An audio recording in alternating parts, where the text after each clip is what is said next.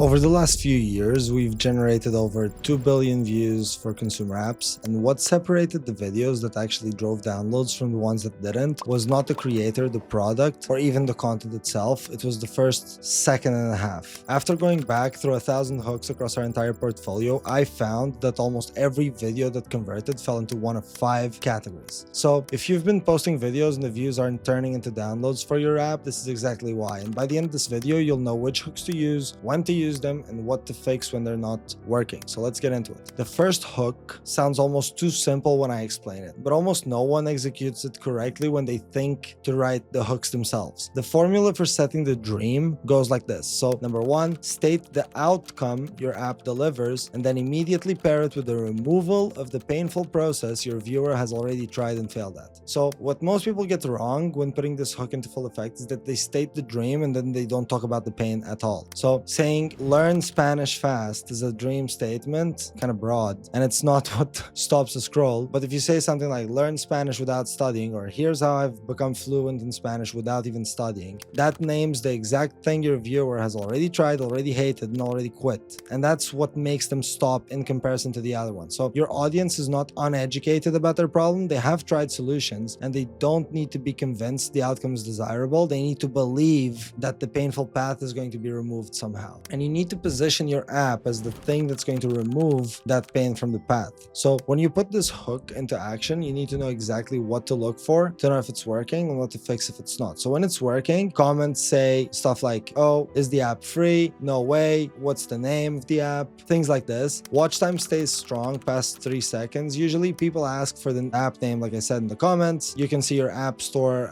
branded search rising alongside the kind of timing of the posts. But then yeah, failures would be like if the video dies below like 500 views, it's a hook problem. You need to go and fix it. Usually fixing it means being more specific in the hook. So you need to be more specific with what your app does as far as the dream and the pain it removes. And it's usually like moments, something that people have physically experienced or that they can visualize. So you don't say like if you have a product for weight loss, you don't say, hey, do you want to lose weight? You say, do you hate yourself when you look in the mirror? Because that's like a very specific moment that they can tie back to their pain, right? So you need to be more specific usually to fix the thing. And this is actually a tip from Hormozy. And the second failure would be if you actually get views but no sales, which is usually that means that the hook is fine, then bridge the gap with the product well enough. So you need to fix that, not the hook. So let's go into hook 2. This is very well known, the dog whistle call out. So most hooks try to talk to everyone because you think that, if you talk to more people, you'll in return get more views and more sales. But because of that, your video, your ad ends up reaching no one, right? So what this hook does, or the style of hook does, the opposite. So it says the exact right sentence for one specific person, and it talks to one person, not an audience. That might mean fewer views, but no one really cares. So that doesn't mean just simply describing someone like, oh, a small business owner, a busy mom, or an entrepreneur, or a fitness beginner. What you're looking to do is you're trying to paint a picture. You're trying to describe a scenario. 3 steps to do that in your hook would be to start with what they're experiencing right now, today. They need to name that moment in the first second, straight to the camera, like you already know the person, as if you're talking directly to someone on FaceTime. Then you need to move directly into the content and do not pause to explain your call out.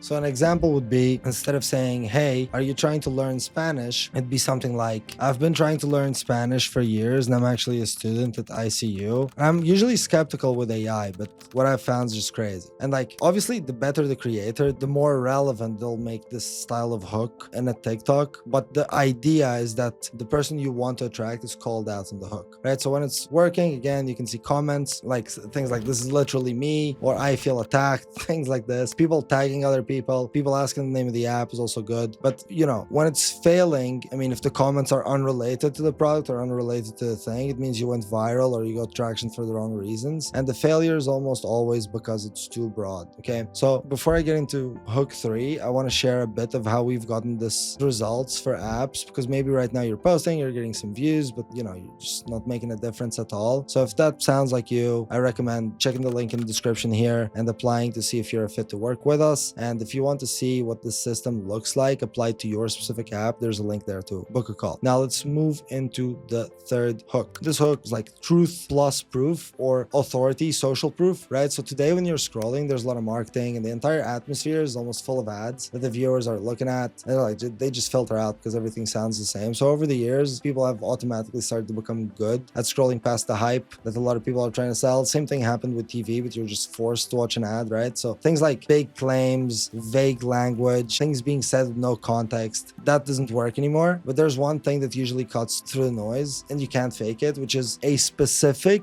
almost too good to be true metric or number or result followed immediately within 2 to 3 seconds by the proof. So that would go something like the claim in the first second, then the receipt right after, and after obviously the claim and proof, you would go into the story, right? So you need to tell a story. I've seen a lot of great ads do this stuff, like, you know, my dad's the highest paid surgeon in the US and here's what no one tells you about your skin, right? So that's like, okay, you have everything there. So the next hook is the pattern interrupt, which is a bit broad, but what I mean by pattern interrupt is like you're targeting your exact people, like probably your most active users you could get, which are people who understand the problem deeply, have tried solutions, have failed, so they're in the extreme pain, and these will most likely be skeptical of whatever you try to sell them. They'll see through bullshit, but you won't convince them with like more proof, more before and afters, more case studies. The problem is not that they need convincing, is that they're almost like out of hope. So you need to target a belief that those people have, and you need to name it with almost frustration, then pivot fast into what's now working, right? So that would be something like,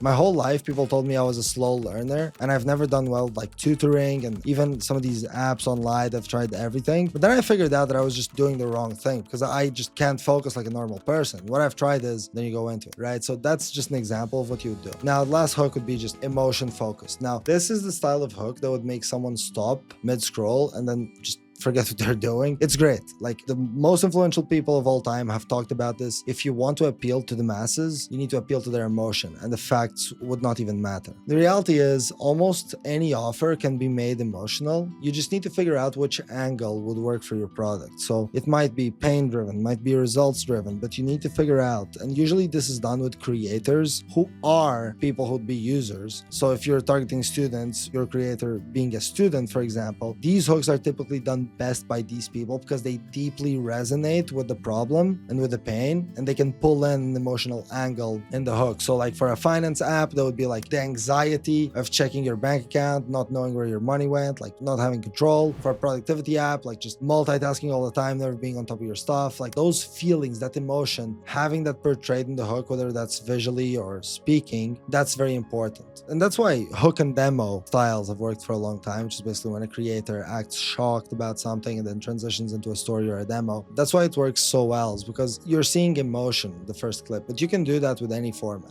And yeah, again, people feel before they think, which is exactly why this works, and this drives billions of impressions. So main things you want to look at is, number one, the emotion needs to be visible or understandable in the first frame. It has to be real emotion, so it can't look fake or sound fake, and you need to frame the app, or you somehow need to connect the story so that the product would resolve that tension. And if the emotion does not connect to the product, this will not convert. Okay, so those are the 5 hooks we've used across more than 200 consumer apps to drive downloads, and the exact frameworks I just walked you through are embedded in every creative brief we write, every format we run, every page we manage. And if you want to see what that looks like applied to your specific app, go ahead and book a call through the link in the description. We'll look at your current content situation, tell you honestly what we think is holding you back and whether or not our system is the right fit. So thank you for watching. See you soon.